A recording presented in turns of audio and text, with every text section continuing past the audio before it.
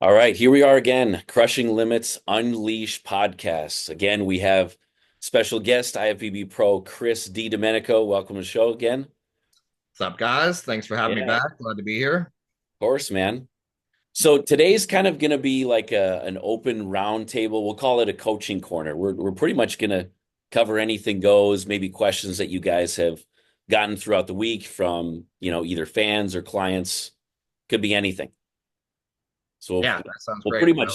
pretty much dive right into it. Okay, open it up. So, Chris, when it comes to, let's say you've been working with a client for, anywhere from 6 to 12 months, and they made a lot of progress, and now comes the time where it's time to pick a show. So, where do you like to navigate with this client? Let's say it's a male client.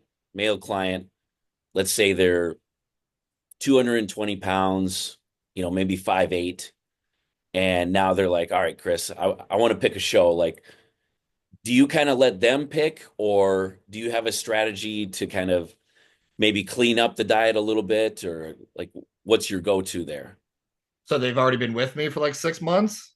6 months to a year, they've already been with you, and they've put on enough size to where now the conversation is open for picking a show. So I think, the quick disclaimer is it's going to be a little bit contextual, because there's always the idea, this is the cold truth of it. As coaches, we are running businesses and we're trying to make money. So I kind of like, if you want me to be real and raw, I think the initial response to that is, what type of client is this? Do they actually have a future in the sport? What's my relationship like with the client? What, you know, what are they trying to get out of this? That type of thing. And so from there, like if it's like if you somehow know that the client is like in some weird way, the client is invested and they really want to succeed in the sport, that's going to be different from like you just picked up a client, they want to do a show, you Mhm. know. So I think that like in a perfect scenario, it's someone that like you do feel like is invested and wants to kind of say maybe one day be a pro. Um, and on the basis that they've never competed, I generally just try and find a very beginner level show, like your typical regional show that lines up well with your timeline. So if they've been with you for 6 months, 6 to 12 months, um, what kind of shape are they in? How long do you think they're going to need to prep? That type of thing. And then I'm one of the few, I'm probably one of the few people, maybe you guys agree with this, and it's probably because we're actual successful competitors that believes in the process of like climbing the ladder. Okay. Like, you should do your regional shows and then you shouldn't compete nationally until like you deserve to be there. Okay. Um, because it's not doing anybody any good to go to nationals and just stand in third call outs, you know. Right. So I think in general, like the first thing is like finding a regional show. And I think sometimes I remove myself from all of it present day and I take a step back and I tell people you should still be proud just to get on stage. Like if you've never competed, there's a lot of people that wanted to, they never made it to the stage. So like that is your first goal, like to look presentable, to bring a real like competitive look and get on stage. Obviously everybody wants to win. So that's the first goal. What show can you do? I don't want to say you're trying to pick out an easy show, but I'm just trying to like pick a decent show that they can go and be competitive in. And through experience, like I also don't want them doing a show that's going to be a waste of time, or Mhm. in an organization it's a waste of time.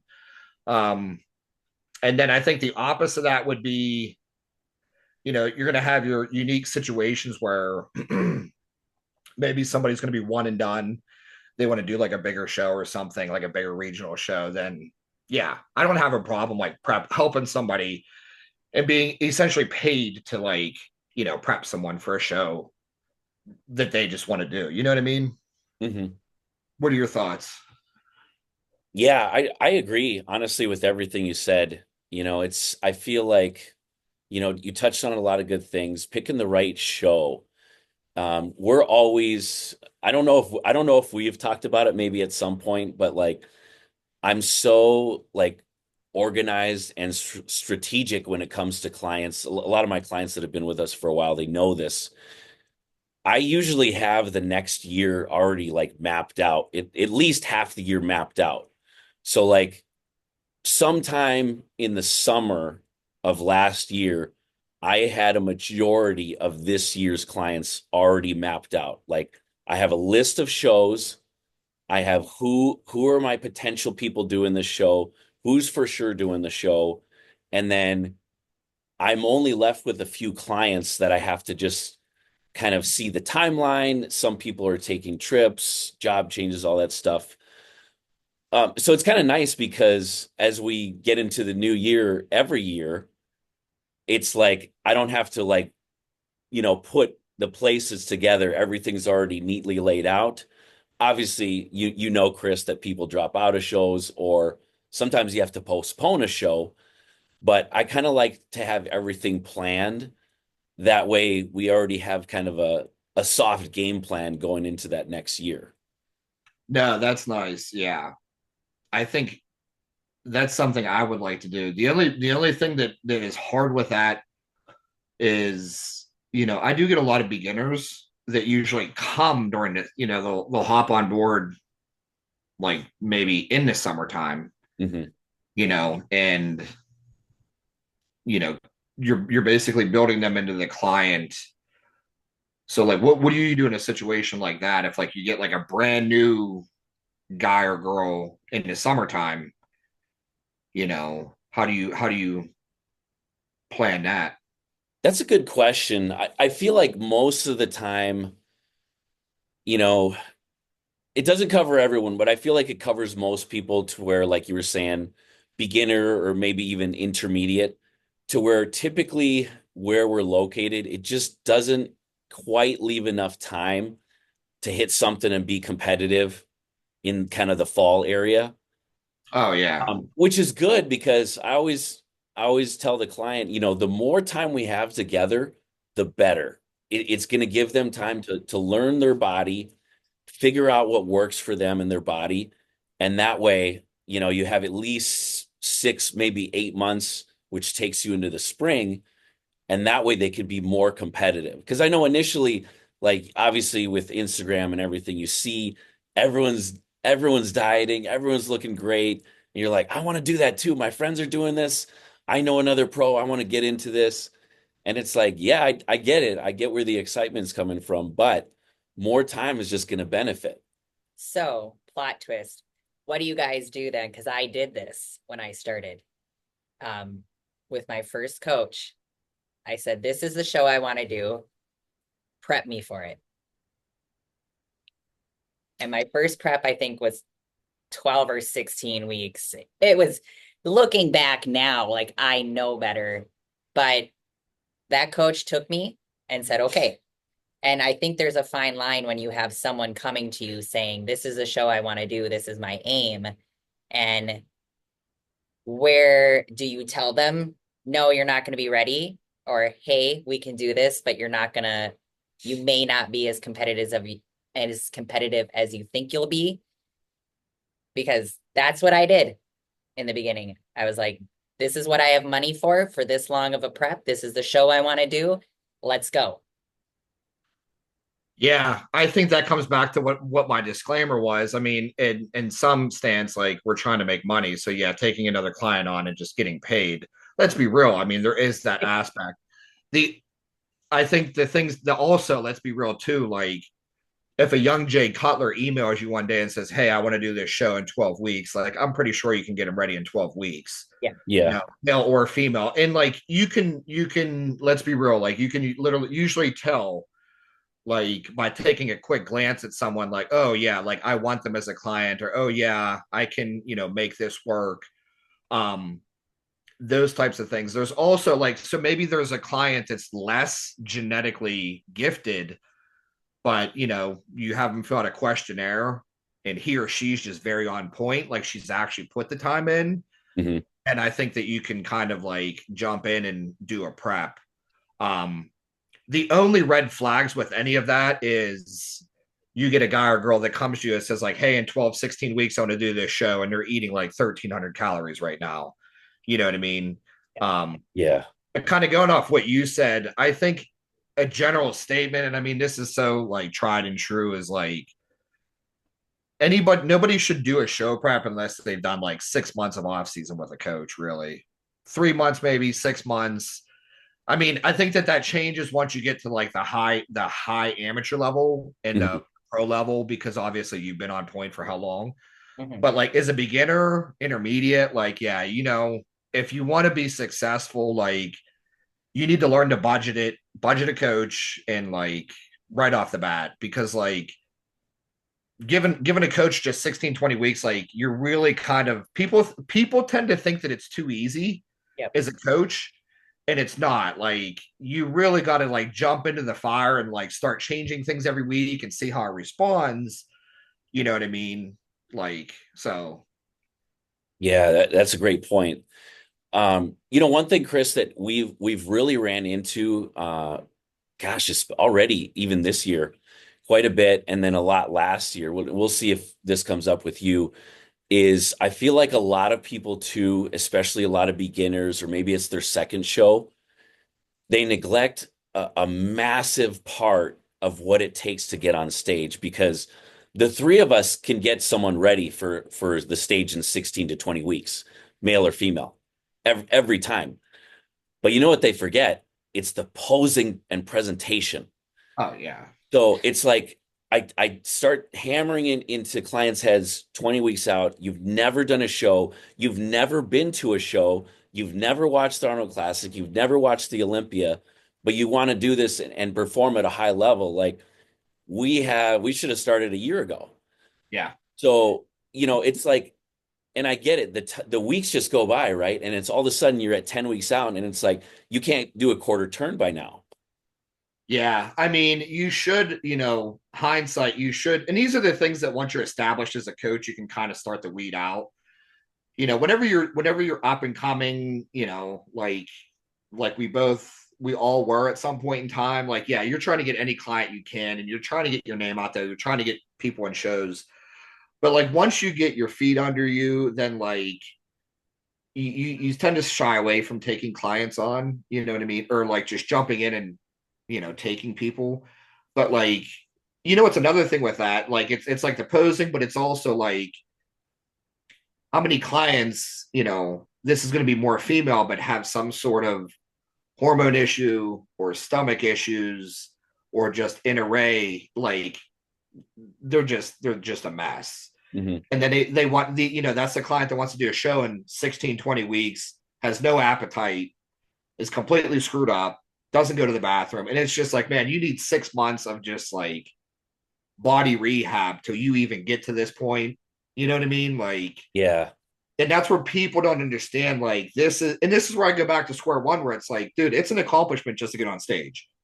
Like, it really is. absolutely. And I think that everybody in the sport becomes so desensitized to that, once you get successful. But like, in the end of the day, you're taking your body to a place it's never been. It's very stressful on the body, and like, and people don't realize the amount of time like you need. You don't necessarily need a posing coach. Like you can work with your coach on posing, but like you gotta at least do your check-ins properly. But like blood work, posing coach, the supplements, the food. I mean, the show expense is like what, $500 to $1,000. Right. The entire show, the cards, everything. The budgeting. I think that people have no idea the amount of money it costs to compete. And Right. that's one of the things we talked about, like to do this long term, like your 20s and 30s and 40s, like, dude, you have to be on point with your finances because it will cost you your soul, like Hmm. for just Yeah. the amount. And And most people, that's sorry, go ahead. yeah, most people like they always talk about it on every pod, like a huge majority of us are personal trainers, are coaches on some level. Like a lot of us, didn't walk into a trust fund, or you know what I Yeah. mean? So like we've all been at that point. I always tell her the stories where my first prep, I could afford two things. I had the generic version of Cell Tech, which was called Power Tech, and I had the Dymatize ISO 100 Isolate. Two things for prep, and I was natural and everything. My first show was the 10,000 Lakes, which is it's no longer a show around today, but that's literally all I could afford. And Yeah. like that's it. I chose one shitty flavor to use, chocolate. I had like the lemon lime power tech and like, all right, these are the cards I'm gonna play. That's it. And like you were saying, like we we have a team chat, of course, and like a few weeks ago we listed kind of like almost all of the costs that what it actually takes to compete, and I think people were blown away, like you said, because it's like people haven't done their research. So I guess, yes, I guess part of it's our job, but how Yeah. much, like how much of it is responsible for us to like lay everything out, like, you know? Yeah. That's where it comes back to the off season with a coach, because at least if you do the off season with a coach, um, you're going to get used, you're telling them what supplements to take, what vitamins to take. Yeah.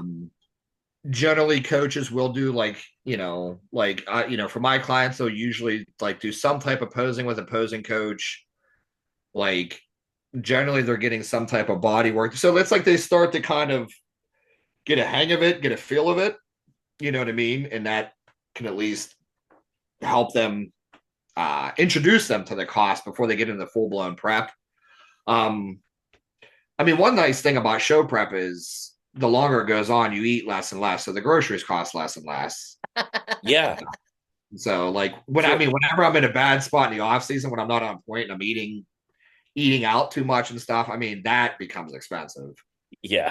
So it's nice when it's like, oh yeah, like you're 8 weeks out, because you're eating so little. So it's like nice. It's like, okay, like you can soften the blow there a little bit with food.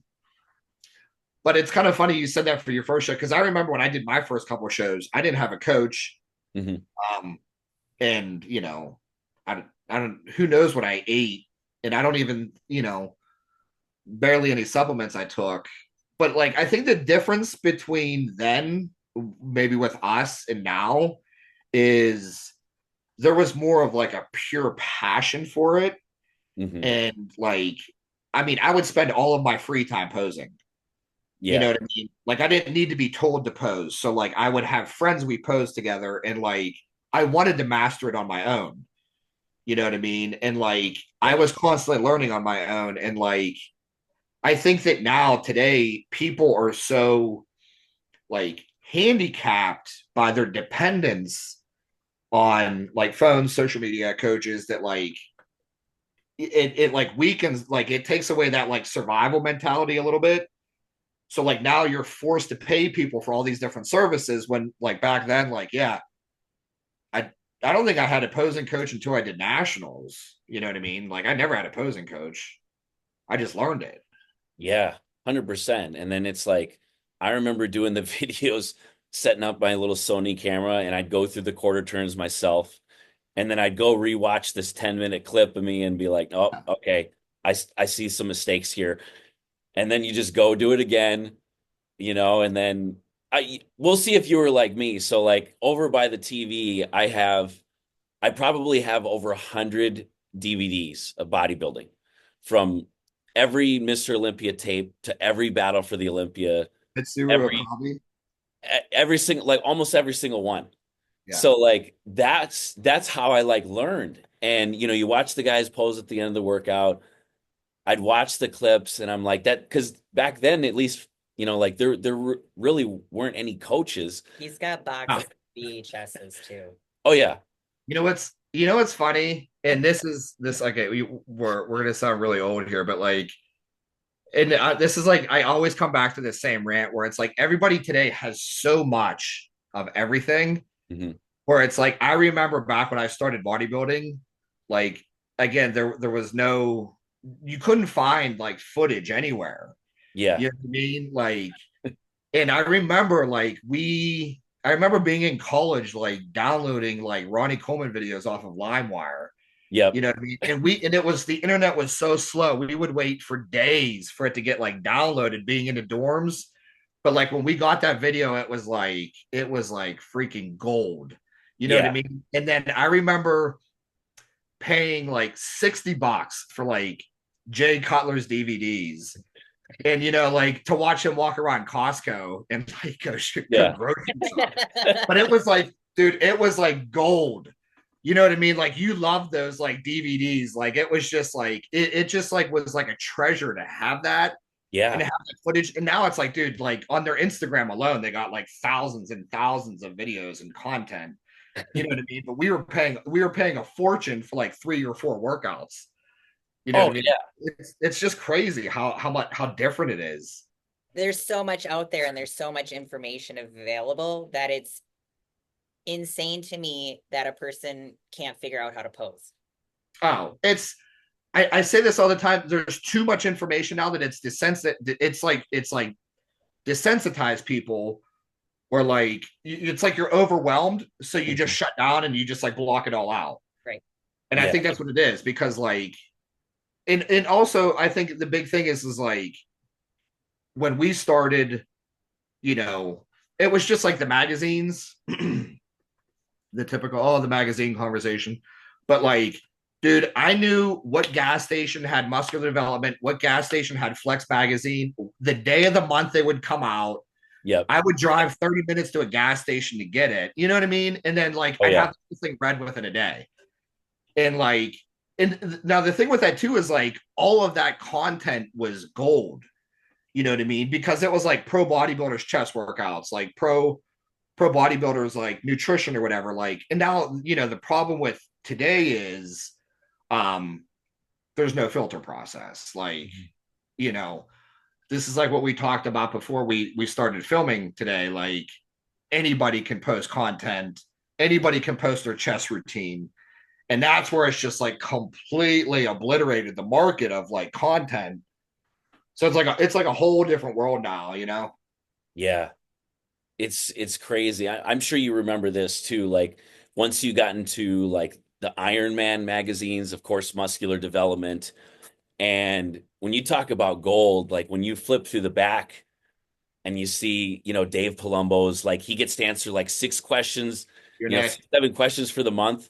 And then they'd have like it'd be like IFBB Pro X, and they'd like cover it. And like, it'd be like a PED question, or like he'd answer like 4 questions and you didn't know what pro it was.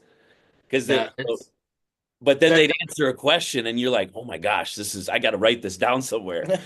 but I mean it was good though. Yeah. You know what I mean? And like when you read that every month, you become knowledgeable. Like it was good content. Like, those Q&As. I mean, I remember Muscular Development at one point in time at their peak. They had like the top 10 pros.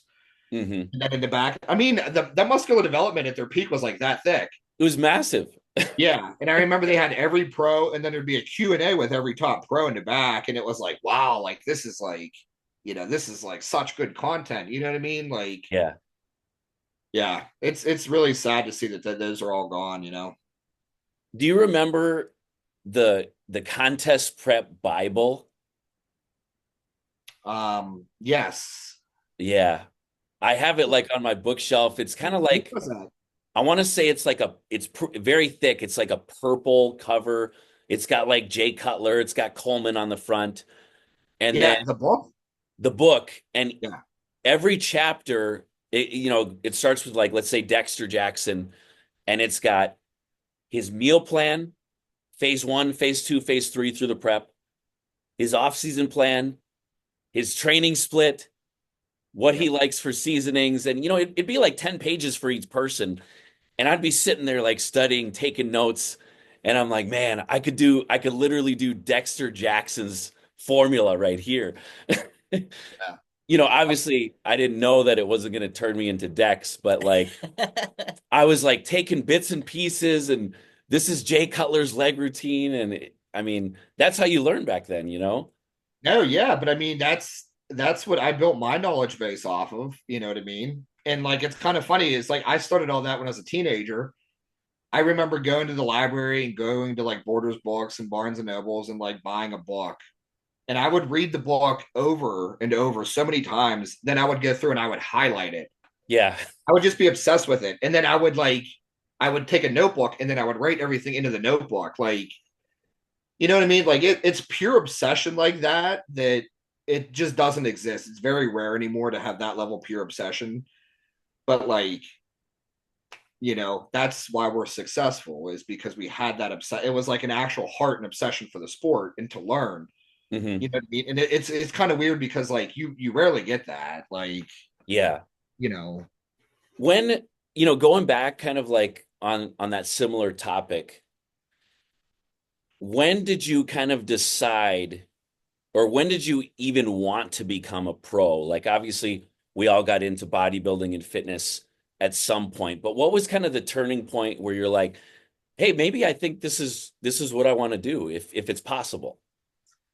well, I started competing at 18.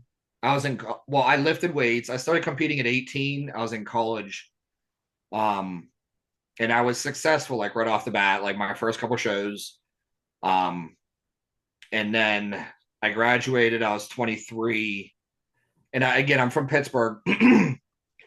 So like after I graduated college, it was kind of like, Mr. Pittsburgh is like the next thing. Yeah. And again, I'll keep saying this to like heavily disclaimer it like much different time now. Because back then it was like if you won the Mr. Pittsburgh, like you were like literally like it was. I mean, still to this day, I get more recognition like for being Mr. Pittsburgh than a lot of things I've ever done. Um, at least back in Pittsburgh. But so like I graduated college and then I took a couple years off to train and get bigger. And then like I just never even at first like I never thought I'd be at that level. And like I always just wanted to make a big splash at the Pittsburgh. Hmm. And then long story short, like I did the NPC Jolie Palmer and I won there at the Jolie Palmer. And then I did the Pittsburgh and I got like I think fourth in my class. And then it was like starting to come together that like okay, like I'm a real NPC competitor. And then that's whenever I hired my first coach and I did the Pittsburgh the next year and I won it. And Hmm. it was the moment I won the Mr. Pittsburgh that I was like, I can go pro. You know Yeah. what I mean? Because like it was a big enough and respectable show where I was like, and there was so many other people that came through there, won the Pittsburgh, and then went pro. So whenever I did that, I was like, okay, like this is like holy shit, like I can actually do this now. Yeah. And then that's whenever I just like like mentally kind of went for it, from there. Um, so yeah, that's kind of how it played out. How about you? Yeah. So let's see. It's funny because like I definitely resonate with that because like you were saying, you know, the Mr. Minnesota was like the Mr. Olympia, like for real.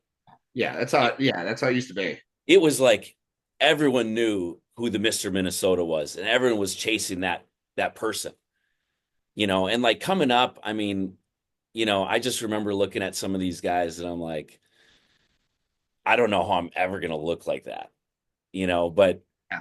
I think for me, I've told the story a couple times, like, with my posts and everything, but for me, it was honestly just I was 14 and I'd gotten into track and field, of course, but I'd also gotten into bodybuilding and I just lived on the muscular development forum. Like anytime a pro posted, I was like, oh my gosh, I gotta read all of his posts. I'd be scrolling around, digging up posts, like uh yeah, any pro that was posting on there, like I remember, you know, I had so many conversations with Rich Piana on there and some of the greats. But like watching the nationals for me, I would sit there the whole night and Sean Ray would be commenting. It'd be like Sean Ray, and it'd be I can't think of the guy's name. It'll come to me. Ron. It'd be Ron. And they'd be commentating and they'd be like, all right, so and so went out for the middleweights. Great routine, needs more oil. And I'd be Yeah. like, hey, refresh, refresh. And then once they announced the one pro card, it was just kind of a thought like, I wonder if I could do that someday, you know? Yeah. And it was never like, that's it, I'm going for it. That's it, I'm going to be a pro someday. It was just how the thought came up like, hmm, maybe if I put some effort, put some money, put some time into this, maybe I could do this someday.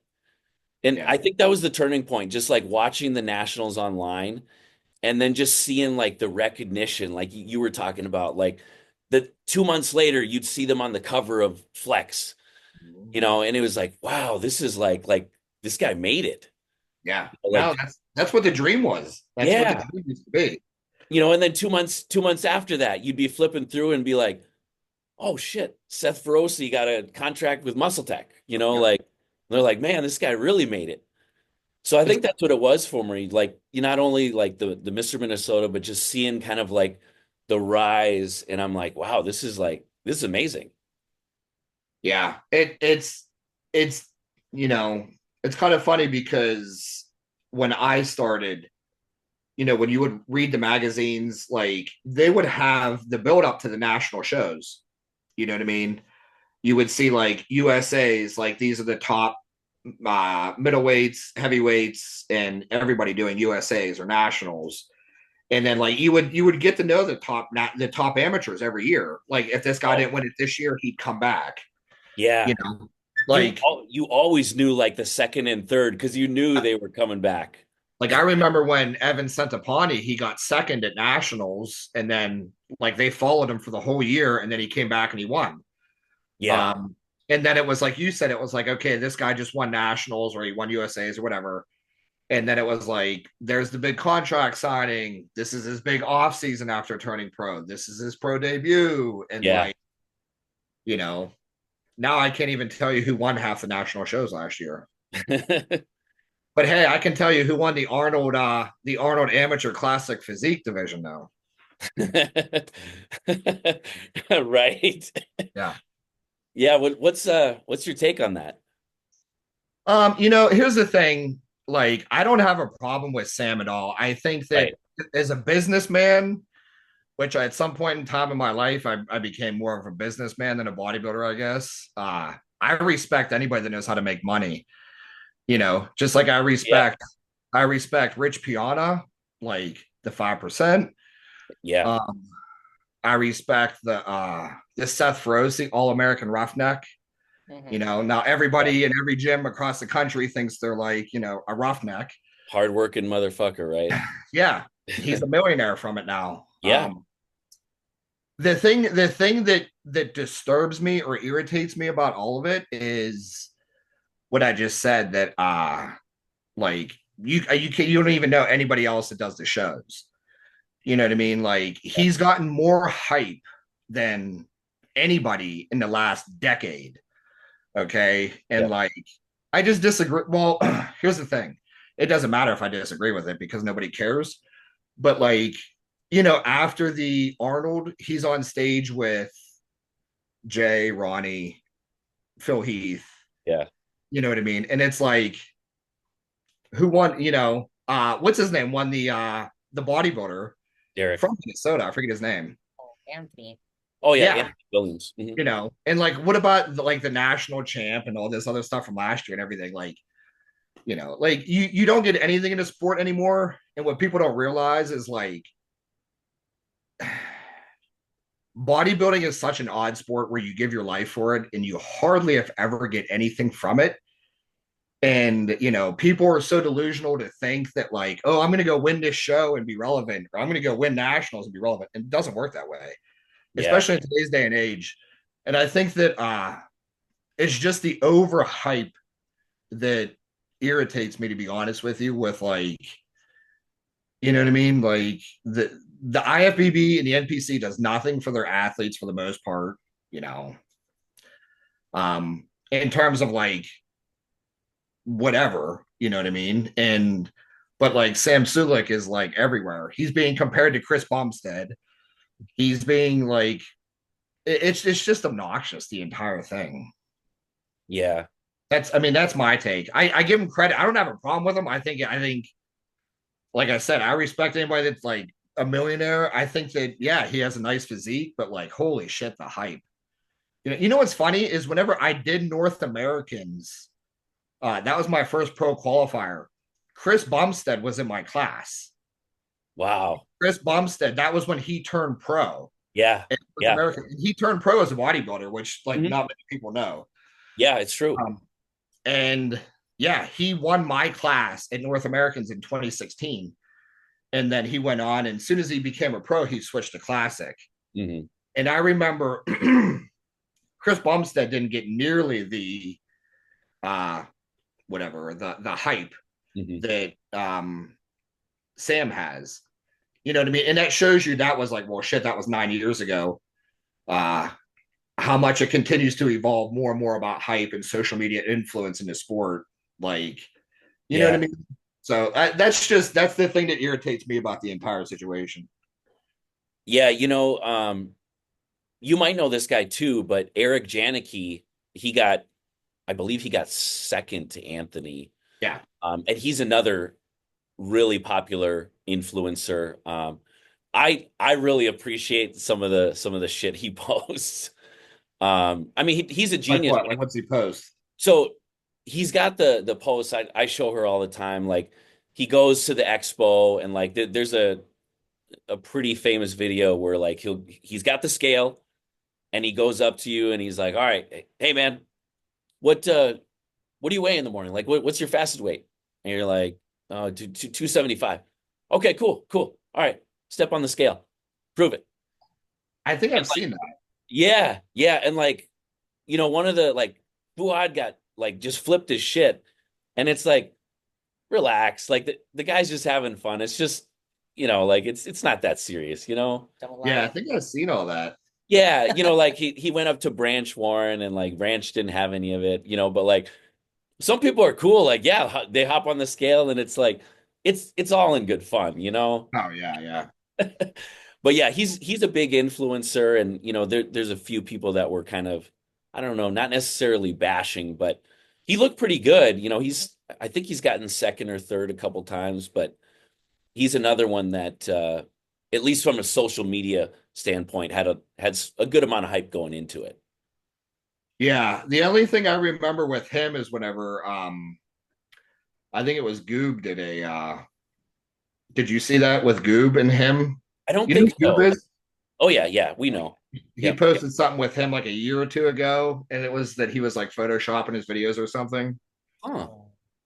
Yeah, if you, I mean, who knows where it's Yeah. at on the internet, but it was like it was him on the beach running, Yeah. and it's like everything was made to be a lot bigger, and Goob busted him for it.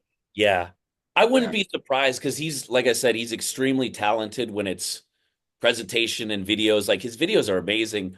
I've seen the guy when we were at Torture Gym, he was training right next to me and like he's really impressive. Like he's a big dude. you know what's funny about that though is like that happens a lot of all the time with people that will manipulate their videos. Like, I think it was Ryan Terry just got busted for that, or somebody just got busted, and it's just like Really? you're talking literally like Olympian athletes. I mean, Yeah. it happens all the time with the females. Oh yeah. But literally, you're in the top 1% in the entire world, and like they're like they're still pulling their waist in or pushing their shoulders out. It's kind of interesting. Yeah. And I mean when it comes down to it too, like you said, they're top 1%. They already look incredible. Is that like millimeter of bringing the waist in? Like, is that really going to bring more sales? Like, I don't think so. I can't even understand it. Right, and I mean, there's also the idea from. I mean, here's the thing. Like, this is like a lot of things in life. Who are we to talk about it? I guess. I mean, these guys got a million followers, and who knows what the actual pressure is. Um, maybe they're getting a signing bonus with somebody for an extra $500,000 if they do it. Sure, I'd Photoshop anything on my body for that, but Sure. um, Yeah.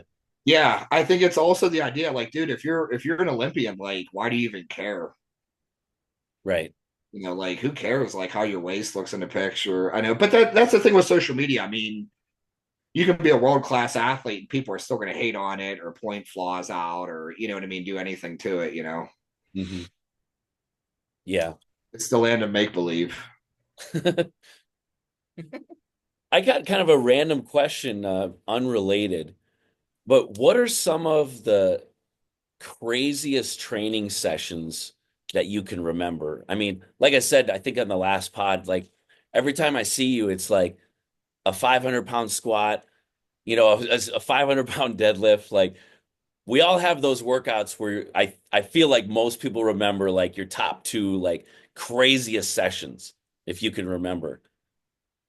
Um, Honestly, like I'll be the first one to admit, I used to train a lot harder whenever I was younger, and because I used to do a lot more reps. Yeah. Like I used to squat sets of 20. I used to deadlift sets of 20. Um, but one of the biggest things that built my strength was I used to, my all-time split, I did 6 days a week. I did quads on Sunday and I did hamstrings on Wednesday. And every Wednesday I would alternate between deadlifts and squats. And uh I would actually do a lot of like high rep, high volume work. Um, but I remember like I've done some sessions with like deadlifts where I did like 405 for like 3 sets of 20 on deads.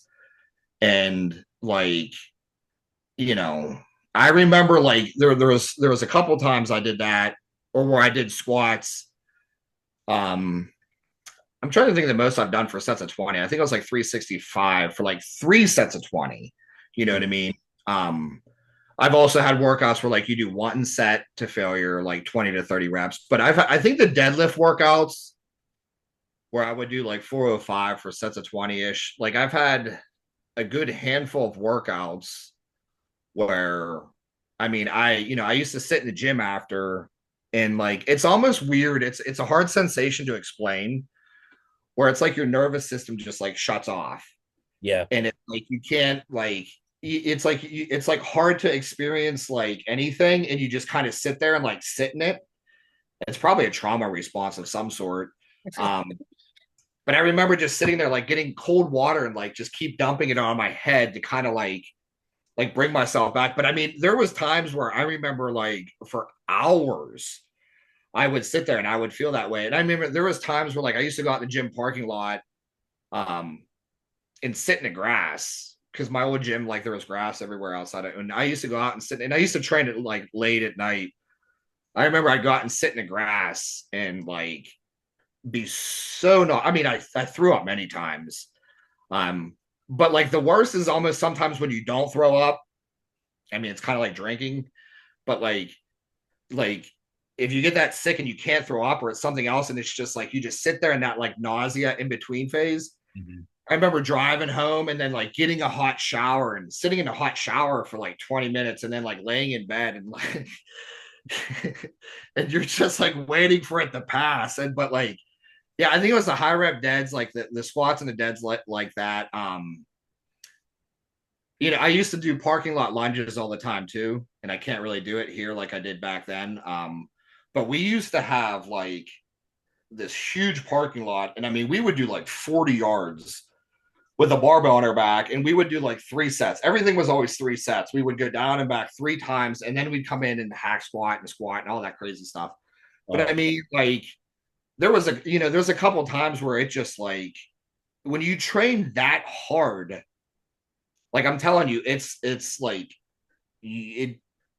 And the thing is like it wipes you clean for like a day or two after too. Like your nervous system like is shot for like a couple of days after. But I think that like that off the top of my head, and going heavy for sets of 8 to 12, like I've done 5 or 6 plates on squats, like it's nowhere near as hard. right. Like if you want to test your true grit, do squats or deadlifts for like sets of 20. Yeah. Um, that'll obliterate you. Yeah, it's kind of crazy. I've actually never thrown up during a workout Me ever. neither. Really. Yeah. The one time, the one time I was extremely close was just like you said, it was the 3 sets of 20 for deads. Oh yeah. Yeah. And I mean that was 20 years ago, up at UMD Duluth, and I did hit 405, And after that, it was just we did deadlift second in the rotation. So we did our pull-ups first, we did deadlift second, and I just remember I just felt just miserable the rest of the workout. But we finished it. And that's that's been the closest I've ever gotten. It's weird because like leg day, we've had some crazy leg days, but I just don't get that type of sickness unless it's like deadlifts, high rep deadlifts. Yeah, it is. And you know what it is? I think it's because deadlift is an exercise where, like, once you get to a point on squats, you're just not going to be able to do anymore. But like when you do a deadlift, like you can kind of start to like jimmy it up a little bit. Um, and I Yeah. think that's you can really or you can just stand there and hold the weight. Like you can really take a set of deadlifts like kind of past like true failure. Hmm. You know, I was sitting there thinking there was one other time I did front squats. This actually happened to me twice. Um, I did front squats and I actually had five. I did it was a 500-pound front squat, and I don't know what the scientific phenomenon is with it, but like whenever I went down, I think the bar like slit on my throat, and it like it like literally like knocked me out. Like as Yeah. soon as I went down, it knocked me out. But then I started like shaking and convulsing. And I remember being totally present, like when it would happen, like when it happened. Like it's weird because like I was like, it sounds crazy. I was like totally like mentally there, but like I remember shaking, and I remember I was training with my friend Adam back home. There was another guy, Greg, there. Bunch of guys were there, and like my friend, like spotted, like he grabbed me and he held me, and I'm like sitting there like shaking like this, and then like it like calms down. It was the scariest thing I've ever experienced in my entire life. I have no idea what it was. If it was some sort of like, again, uh, you know, 500 pounds hit your throat, I guess that's what happens. But and then it went away, and I was fine. So Wow. That's pretty crazy. I'm yeah. assuming you finished the workout, or was that it? No, I did, and like my friends there will like say that I did, because then we went on and we did the leg press because like I felt fine after, Yeah, but like and that's the thing with front squatting. If it comes down wrong and it slits on your throat, like boom, like you're down. right. It's probably some like MMA fighting technique where you like hit somebody in the throat, which I don't Yeah. know. You know what I mean? Like that's basically what happened to me, and it happened twice. Like 3 or 4 weeks later, I think I did it again, and it was the same exact thing. But the second time, it wasn't as long. It Yeah. just like happened for a few seconds, and I came back. Yeah. What was your craziest workout? Does anything come to mind? I don't know what comes to mind. Did you ever have? Here's a question: did you ever have clients? You know, I mean, we've all trained people, and they get sick. Like, do you ever have any clients like crazy stories of like, man, this person's down, I can't get him back, or like, like here, I have a client. I was just talking about this recently. It's my one client. Uh, her name's Madison, and I remember it's from here in Rochester. I trained like probably 2 years ago. We were doing a back workout, and it was a good workout. Like she was hitting PRs, and then she got really nauseous and like real, like kind of dizzy. So we stopped the workout. I thought it was like a blood sugar issue, Mhm.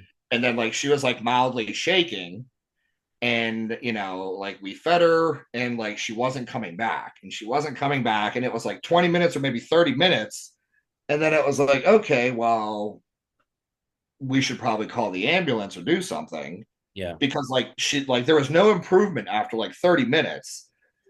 And so like we're right by the Mayo Clinic. I actually put her in my car. I drove her up to the emergency room, and then we ended up being there for like 5 hours. Oh, But they ran every test imaginable on her, and like blood work. I'm pretty sure they did some type of scans, everything. And the doctors there were like, we have no explanation for what happened. Literally. And I was telling somebody else about this recently. They said that they know somebody else that this happened to, mhm. where there's like no explanation of, and I'm pretty sure for like a day or two after, like she still had like a mild like shake. Yeah. And it's like, what even could that even be? You know what I mean? Like, and this was a back workout. You know what I Man. mean? So it's just like exerting like strength. Yeah. It's crazy. I mean, remember when you went in? I've been in a few times where like there's no answers. That wasn't from a workout. Not after a Yeah. workout, but yeah, Oh, well, yeah, yeah. it's frustrating.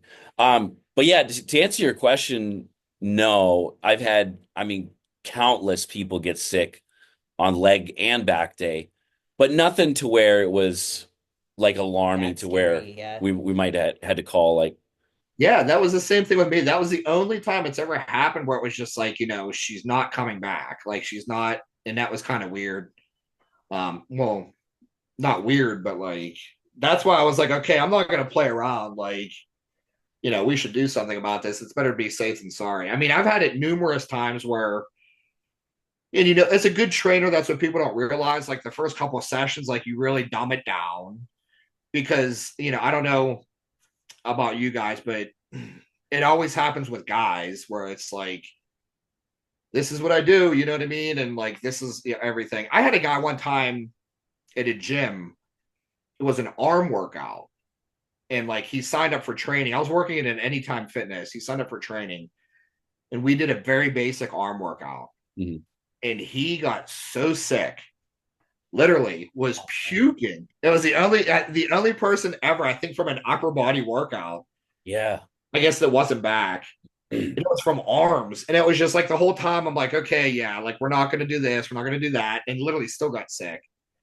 That's why it's kind of hard as a trainer to like, you know what I mean? Like you try and pad the brakes a lot with people, but like it's gonna happen. Like, people are bullshitters.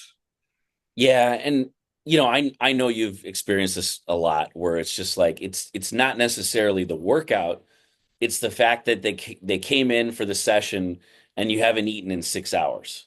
Yeah, they had a piece of toast for breakfast and it's like 4 p.m. Yeah, and it's like I don't know how that works. I mean, you have to be prepared for your session, and it's like, if that's all you've had, it's like it's the session's not even worth it. Yeah. I mean, and here's the thing too, is like, I mean, I've been personal training for so long where it's like you ask those questions. Like I'm always like, okay, like I don't really do like that many type of beginner level sessions anymore. But like back when I used to do it, I would still be like, okay, make sure you eat. Did you eat? Okay, like, all right, we're good to go. Warm up, blah, blah, blah, blah. And boom, they're sick. And then it's like, yeah, I ate breakfast. What was breakfast? That it was a half of a cup of yogurt. You know what I mean? And that was 3 hours ago. And it's just like, holy shit. Like, You ever yeah, train any celebrity?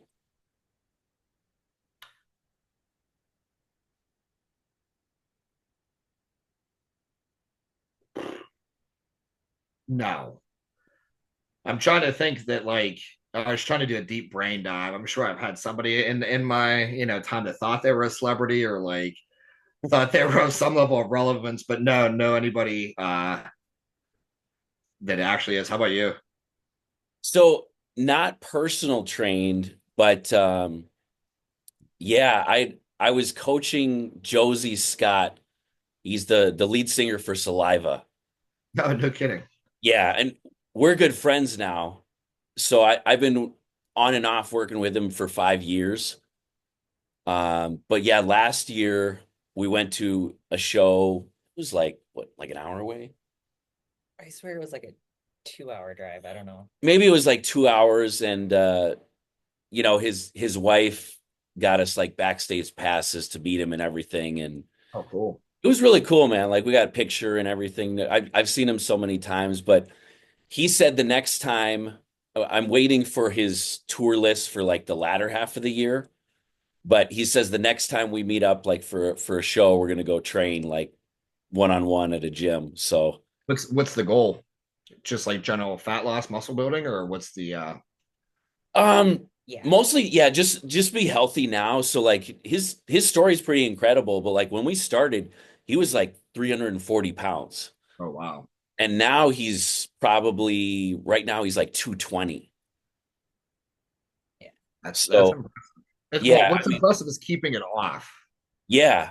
he's kept it off. And like when we originally did a FaceTime and everything, his doctor kind of gave him some tough love and it was like, hey, if you don't change, like you're not going to be around.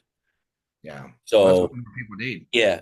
And his goal was basically like when we talked, his goal was basically he had to get back on stage to tour because it's his livelihood. And at 340, it'd be pretty hard to tour, right? Oh yeah, for sure. Yeah. That's That's yeah, that's my only run-in with celebrity. Obviously, hoping for more in the future. I feel like I've had something. I had people mention. I knew a guy back home that like there was like an up and coming female singer. I forget who she was. This was years ago that he wanted me to train her or something, but it didn't pan out. That's about Yeah. it though. Actually, wait, two. Jessica Wojnilko. She's now a WWE superstar. Oh, that you trained her? Yeah. for a little That's bit. cool. Yeah. We worked together for about 3 months. That's really cool. Yeah. There was back in my one of my first gyms, there was a guy that worked out there. He made it to the WWE. I can't even remember his name. His real name is I think Jeff. I don't even remember. I don't know his WWE name, but he's a legit WWE athlete. That's pretty cool, man. Yeah. I mean, I just knew him. It's just kind of cool to like see somebody like literally like the dude was just some like dude that worked out every day, and then next thing I know, he was in the WWE, like main time WWE. Yeah. It's funny when people tell you, I'm sure you probably got this a lot, but like when like family or, friends will tell you like, hey, Chris, like you should just train like maybe like five celebrities and, charge like, $1,000 an hour. And it's like, to get those types of clients, it's about who you know, right? Yeah. Yeah. So here's here I could ask you a good question for that because that brings up a very good like topic. What advice would you guys give to up and coming coaches and trainers that are legit, but like, how do you get to a point where like you can live off your income of just coaching? Because like, let's face it, it's a world now where it's so incredibly oversaturated. But like you go into any gym and like you don't know it, but there's like 35 coaches working in that gym now. And like we live in a social media age where it's like if you don't have the flashiest content, if you're not in your face, like you can get eaten alive by somebody much less qualified. So like what do you think like helped you like establish your successes as coaches, and like what do you think, like what advice do you give just in general in terms of like trying to be a successful coach trainer? That's a great question. You want to start? I think in the beginning, a person has to be patient and continue learning because it's Yes. not going to happen overnight. You have to be willing to maybe take on people you like later down the road. Maybe you wouldn't want to work with a certain clientele, right? But you Yeah. have to have a resume. So you have to start by building a resume so Yep. that you have something to show. And then by taking on, maybe the average person who's maybe just a lifestyle but wants to have the appearance, but you get them, they have a good time, like a good relationship, a good result, they're going to refer. So, like we just were saying, sometimes it's about who you know. And people just keep referring, referring, and referring, and the word gets out there. Unfortunately, there's a piece of social media, which being in our 40s, we're not the best at, uh, but we put ourselves out there somewhat. We're at least getting seen. You I think that's all that matters. I mean, I think you guys do a great job. I appreciate that, man. Quick little side compliment. Hey, good. Yeah, I guess for me, kind of like, piggybacking off of her, for me, it's two things. Number one, it's results. You have to get results on any level, whether it's the national level, the pro stage, or even, just a lifestyle client trying to lose 50 pounds. Like the results have to come, whether they're seen on social media. I guess it's up to the algorithm. But that person, when you change their life, they, like she was saying, they will tell their friends, like they will tell their family for sure. So you're Like bound a to. friend for life. Oh, absolutely. Yeah. The other thing too, a past client that was with me for years, he told me at one point, he said, clients don't care about how much you know, they care about how much you care. No, there. So you have to care about your clients, and it's like clients see that if you're not really responding to their emails, if you're not even, if you're not present with them in their journey, whatever it may be, they can see that, Yeah. and if you generally care, sure, like we were talking about earlier, you're going to get clowns that coach hop, or they want to leave after you've just gotten them a pro card. Like it's ridiculous. But a lot of times those athletes will go to a shittier coach and realize how much Chris cares or Stephanie cares. And guess what? They come right back. And Yeah. and we welcome them with open arms. Yeah. Like no hard feelings. Welcome back to the team. Yeah. I agree. What do you think? I think that I think there's two things. I think that in the beginning you have to do what you said. You got to be willing to work with anybody. I mean, I trained a lot of people for free, and I charged and you got it. Like I think the thing now too is like there's so much content out now with coaches where like what this is a side note. What some of these coaches charge people per month, I think is ridiculous. Oh I my think gosh, it's yeah. ridiculous. Like Yes. I, as a professional bodybuilder, would not pay what some of these people charge clients. And, you know, I don't charge nearly as much as a lot of people because I personally don't think that, like, I should be. You know what I mean? Like, I think that, like, that's the difference between coaching and, and people that are just trying to, like, be salespeople and make money. You know Hmm. what I mean? Like there's a lot of coaches now that are AI driven and social media driven and sales driven. And it's like, if all of your content is literally just trying to like get new people, new clients, and you don't have any body of work yourself, you don't have like real client relations. I mean, it's unfortunately it's like kind of the shitty side of coaching.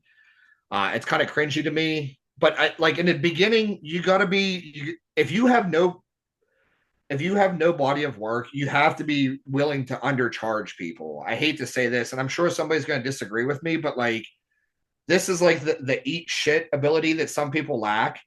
And this is just like bodybuilding, where like you got to get the time in, you got to get the sessions in, you got to learn how the interactions and dealing with people, and you got to do whatever you can to work with people. Um, and then from there is like, then yeah, you got to get results. And you do that by caring. You know what I mean? Like you have to be on point. I think one of the biggest complaints I get from people that come to me from other coaches is that it takes their coach like 2 to 3 days to respond to a check-in, Hmm. or that their plans are cookie cutter or all this and that. And it's just like, again, that's the filtration process. But like, you know, you got to be able to objectively look at everything from the outside. This is a relationship. You're the client. You have one responsibility. Bring me the data. And I'm the coach. I have one responsibility. Read the data and give you the plan. Yep. We have a once a week check in or two, whatever you guys do. Like, this is our exchange point.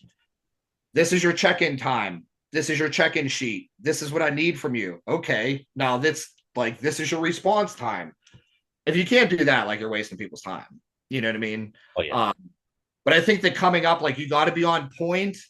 Like there isn't the idea you got to be good. Um, and you have to be continually learn. I mean, this is intelligence based. Like you have to keep learning. But I think coaching is just like bodybuilding, where like you got to be able to take a couple hits and keep going. You know what I mean? Like it sucks coaching for the first few years, sometimes 5 years, 10 years. Like you know, like working multiple jobs, doing all, and then like when you're trying to compete yourself, like it is hard. You know, too many people think because they have a six pack or like they want to show they're going to be this next big coach. And then they start coaching and they realize nobody gives a shit. You know what I mean? Like how many people have you had? You're like, holy cow, look at this success story. Look what I did with this person, or look at this show, and nobody cares, or like nobody gives you your due. Like Oh it yeah. is it's very little rewarding a lot of times. And like how we talked before, people come and go. You know, a lot of people will come, use you, you know, suck your soul, and then just like boop, drop you. They don't realize how good you are at what you do. They go to another coach and they're like, oh, well, like cheat meals every week is like that's the norm, right? That's what Chris had me do. Or like, yeah, you should be responding on time. And then they go to another coach and they fail miserably, you know, and they come back. I mean, I could rant about this all day, but like I think that like it's just like bodybuilding. You got to be willing to compete and lose shows and get bad feedback and not look good. And you got to be able to take those hits if you want to keep improving to become the best. And that's like coaching. We're like, yeah, in the beginning, you got to work with anybody. You Mhm. haven't proven Yeah. yourself. Like once you get a body of work and you have the wins or you have the transformations or save people's lives, then you can get selective. You know what I mean? But like in the beginning, you got to eat shit for a while. Yeah, that's that's so true, man. You can feel that passion come out with me with all of that. Like I mean, Yeah, it's dog eat dog. it is, man. And like you said too, you know, it comes down to like what we do. You know, in anything to be successful, you have to be consistent. You Yeah, know, you have to have, you know, a little thicker skin because like you said, people are going to disrespect you.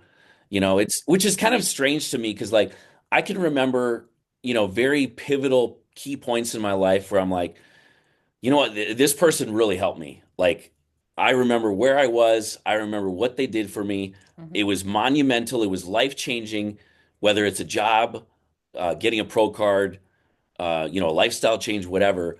But it's like people forget about everything we've done for a client, whether we helped them out financially, whether I helped you win your pro card on your first shot, you know, like that's whether what I mean. They don't realize when you do something impressive or like you know, not to cut you off, but like it's just like you know, have you ever told a client, yeah, go eat a cheeseburger, and they drop 3 pounds, or you raise their food, or you pull their cardio, or you prescribe these vitamins and you clean up blood work or something. And the problem is like they don't know anything else, so they think like, oh, this is easy, this is the norm. These Mhm. are what all these coaches do. Like, yeah, they just like this is show prep. It's easy to lose this weight. You know, I didn't do any cardio and I lost all this weight, or whatever the story is. And then they move on, and it's like, dude, you don't realize how good I am at what I'm doing right here. Like, I hate to say this, but Yeah. like, that's that's the unrewarding part is coaches that we now the experienced competitors understand it Mhm. because like if you've worked with someone that's been with coaches or you help them become their best, I mean, they look, you know, that's an incredible experience both ways. But like it's hard with the beginners because they don't understand, and they also don't understand what they're buying for you. So if you charge two, three, four, 500, $1,000 a month, whatever it is, you're paying for a coach that's competed for 20 years or worked with 1,000 athletes or trained 10,000 people. You know, you're not just paying for this check-in, you're paying for all that experience of all those years. So I can look at this plan and be like, no, this is what you need. I don't need to tell you a scientific explanation. Go eat 6 times a day and you'll lose weight. Like, you know what I Yeah. mean? Like, you're paying for that. That's what Yeah. they don't realize. I love how you put that. It's Right. the 20 years of experience. Yep. I mean that's almost priceless. Yeah, and that's what people don't realize. And that's what a flashy Instagram post can't get across. Right. I mean, yeah, I'm sure somebody can. I'm sure like if we sat here and like, you know, I could put that into a post and make a reel and say, yeah, 20 years of experience. But It'd take me 20 years to make it though. yeah, that's the thing. I'm too busy answering check-ins to sit there and work, you know. Yeah.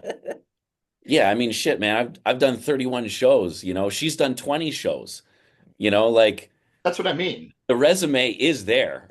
Yeah. And here's another question, or here's another point too. What people don't realize in coaching, what it takes to be like a full-time successful coach is the retention. Okay. Because how many people, you get new people every year, but how many people have you had for like 6 months, 12 months, a year, 2 years, 5 years?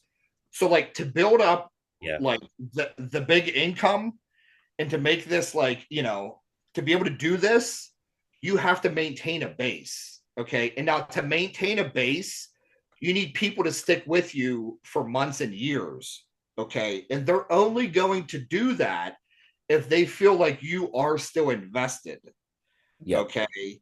You stop paying a coach. Maybe either of you have ever been there. When do you stop paying a coach? It's when you feel like they don't care. Okay. Exactly. This coach, he doesn't give a shit what I'm doing in the off season. He doesn't give a shit if I win my show. He doesn't give a shit. Like, and we as bodybuilders are so obsessed. It means the world to us, And so like that moment that you feel like your coach doesn't care as much as you, bam, you're gone. You're done.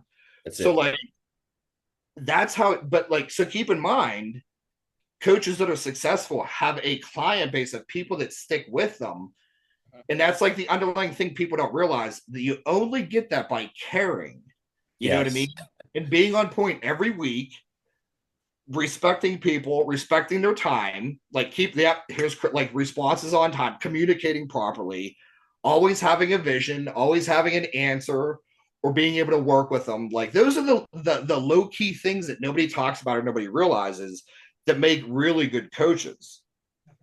Absolutely. Like, she talks about it all the time. And it's like, I'll be the first to say I don't have the most IFBB Pro Card wins under my resume, but I have so many people, and I highlight them every week that have been with me for 4, 5, 6+ years. Exactly. Just like you were saying. But there's coaches out there with hundreds of pro cards, and and we've heard it, you send them your check-in and you get a emoji. Yeah, I mean, I've experienced it. I've worked with coaches where it takes 2 days for the response, and you get a thumbs up. Hey, plan looks good. Thumbs up.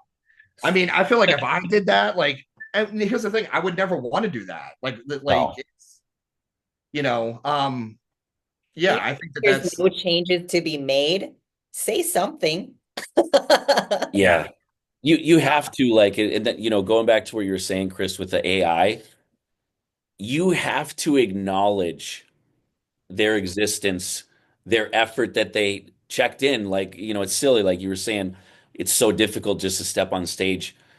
As sad as it sounds, for some people, it is hard to even check in with a 50-hour job with 4 kids in every sport. Like, even just the check-in process itself, it's like, hey, I always tell people, hey, thanks for checking in on time.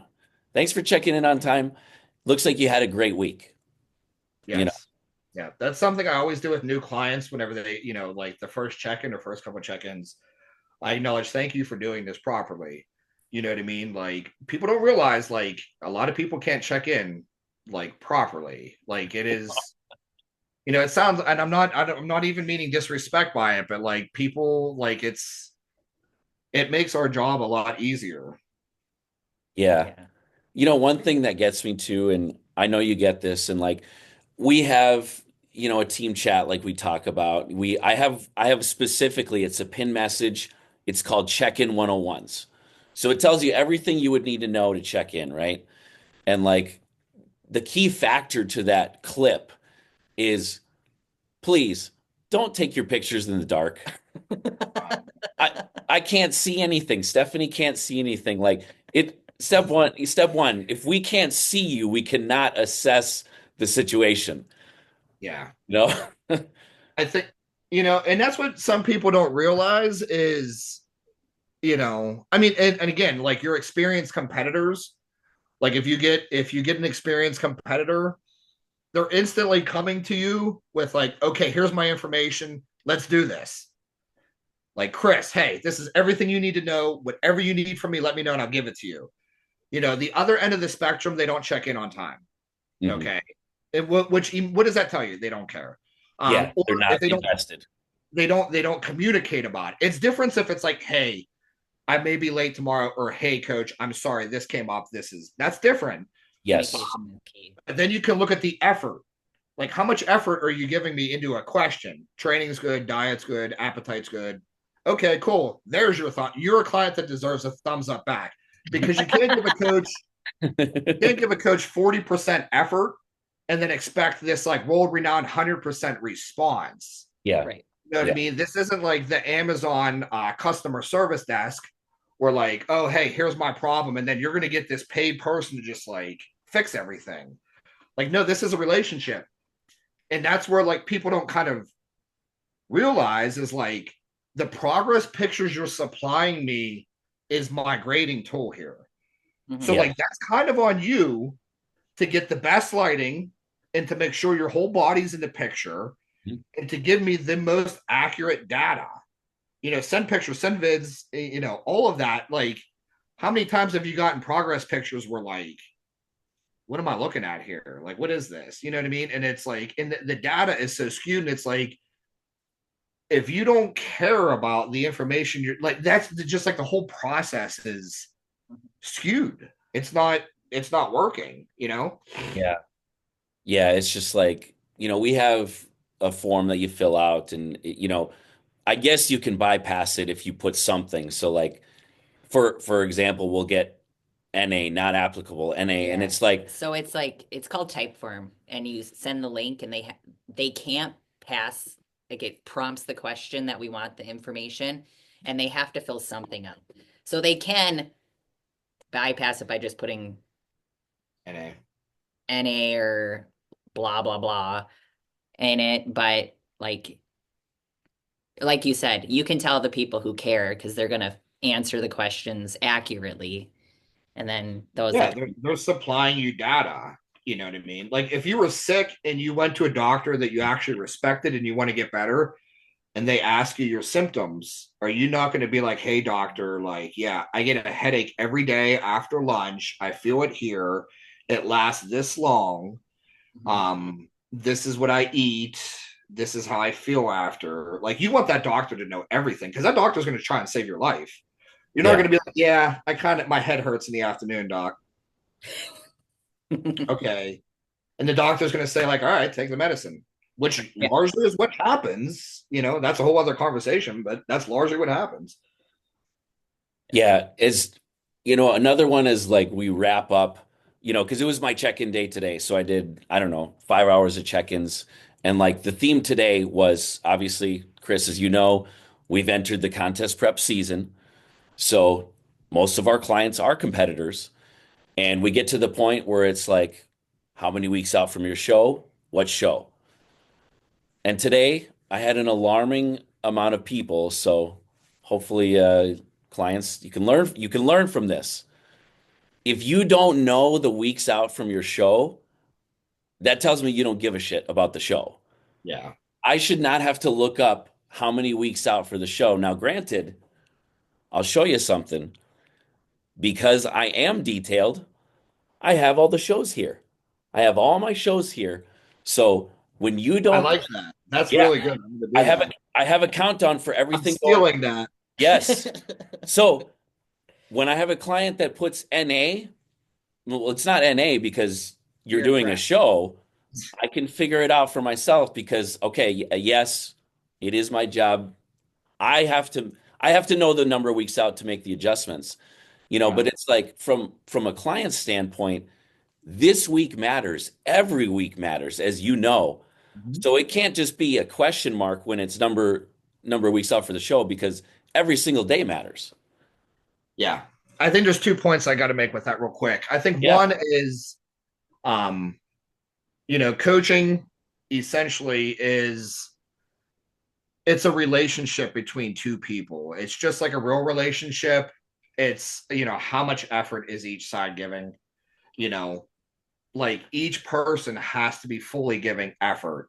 And like I said, you can't expect to give this amount of effort and then, get this amount of effort back.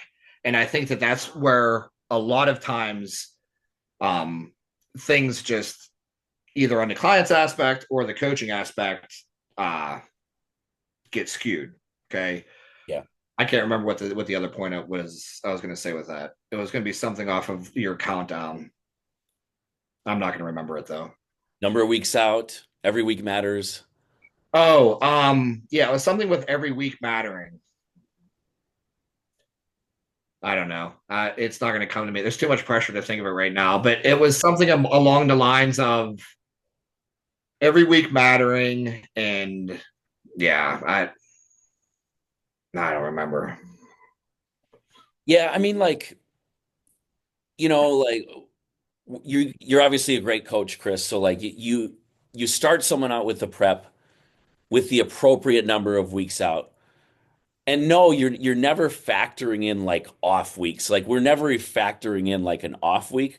We're just more so choosing the amount based off of the pictures, everything we know about them. But like we're never factoring in like a week where you just don't care or you have a binge over the weekend. Like that's never factored in. What is factored in is like, okay, I have a female client.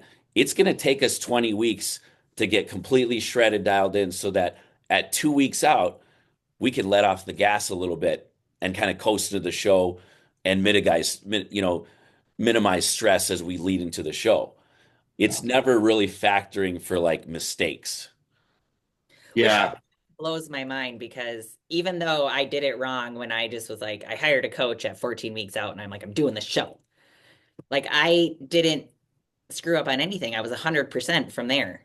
I was so excited to be doing this that I would have never dreamt of missing a workout or missing a cardio session or cheating on my meal plan. And I didn't have free meals like I do now.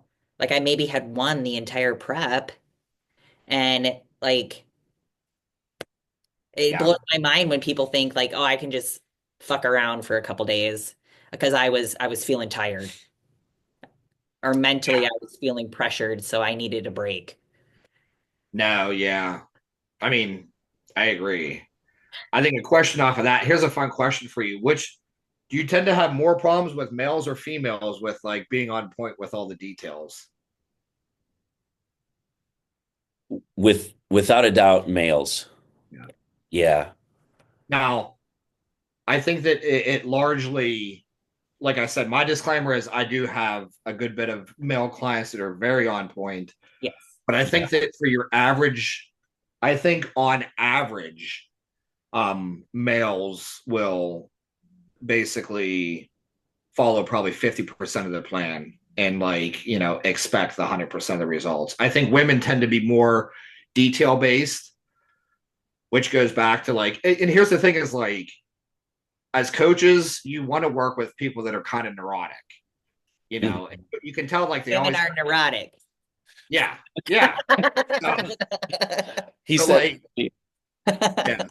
So basically it's kind of funny because they'll apologize or they'll ask questions and feel bad. And it's no, but you instantly know, they actually take it serious and they're actually listening. And it's kind of funny then in the other instance where it's I just gave you an entire plan, entire workout plan, an entire supplement plan, and you don't have any questions. Yeah, no questions. And then it's just and then 6 weeks down the road, that person can't take a shit every day. And you're well, are you taking this supplement? Are you doing this? And they're oh no. And it's okay, I literally put that in your plan at week 1. And now we're here. I mean, what else aren't you doing, right? I can't tell you how many times I run into the issues 6 weeks or 6 months down the road. And I'm okay, are you taking the vitamin list I told you 6 months ago? Oh no. It's okay, well, I put it there for a reason. Well, or you guessed it, they do it for the first month and then they just stop. When they run out of the bottle. When they run out of the bottle and they're oh, I'm just not. That's something where as coaches, I have to continually refine my processes where it's okay, yeah, this is a standing list of yeah, you need to update it or I need to double back on it or you know what I mean? Because you learn as a coach, the longer you coach, all the details that get kind of washed away every week. You know what I mean? Yeah, I'll kind of finish with this one. Like this, obviously, we all know that, finances has a factor in this. But I'm always so proud of the clients that they're starting, it's their first or second week. And we have a template, I'm sure like you do, Chris, and like of the supplements that I highly recommend. And then once they have, they reply back with the questions, let's say, "Hey, Chris, do I really need all of this?" And then after we kind of have that conversation, I'll be like, "This is what I suggest. No, you don't need all of them, but you need these 4 or 5 things." And they come back with an email with the screenshot, everything was ordered. And it's like that tells me, hey, you're taking this seriously, Mhm. because I would never have anyone waste money on stuff that's just doesn't work, or it's not going to be worth your time or your finances. Yeah. Mhm. No, I get that. I've been there. I think too, there's another one that comes, like, this is kind of a little off tangent topic with that, is like, it's really off topic, but like people, and this tends to be younger people that, will come to you and they're so desensitized to like maybe how far off the spectrum they are.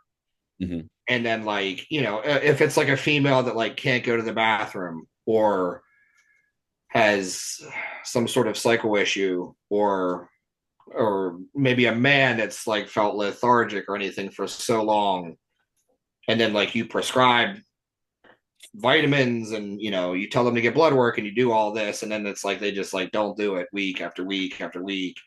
And then it's like, there is an aspect where some people are so desensitized, um well, not even so desensitized, but like, I think with younger people, this is kind of going to be more female, they haven't, I hate to say this, suffered long enough to realize like, no, you need to get this fixed. Mhm. You know Hmm. what I mean? Like, a lot of females in their like early 20s, like, that have all these issues, and it's like they don't want to pay the money for anything yet, or they don't want to buy the supplements or get all these extra things done, and then nothing changes for 10 years. So like, come back when you're in your 30s, and then it's like, okay, they just spent 10 years miserable. Like now they'll pay anything, they'll buy anything, they'll take anything, because like now they want to fix it. Yeah, Um, I think the same thing goes with the men too, where it's like, you know, at some point in time in their life, like they don't care, or like they haven't felt it long enough, and then it's like, okay, into their 30s or 40s or 50s, then it's like, all right, like I've had enough, I'm willing to do it, like finally, you know what I mean? yeah. I totally get that. Yeah. Yeah. Well, yeah, this has been a great episode, man. Yeah, this I was think, fun. the moral of the story is if your coach recommends something, it's absolutely for a reason. So Oh make yeah, I think Okay to so. ask questions. absolutely. I think another thing on that is like, if you're working with a coach that you can't just ask questions and have dialogue, it's not a good situation, Yes. because Right. that coach is either like too top tier, they're just like, they've decided they're above that at this point in time. You know what I mean? And hey, like if they've earned it, then good for them. Um, but I think that like being able to communicate, like, oh, there's 10 supplements here. Do I need this, or what is this for? You Mhm. know what I mean? Is incredibly important. So yeah. Absolutely. Well, yeah, make sure to like, subscribe, leave your comments, Yeah. and we will see you guys next time. So you guys.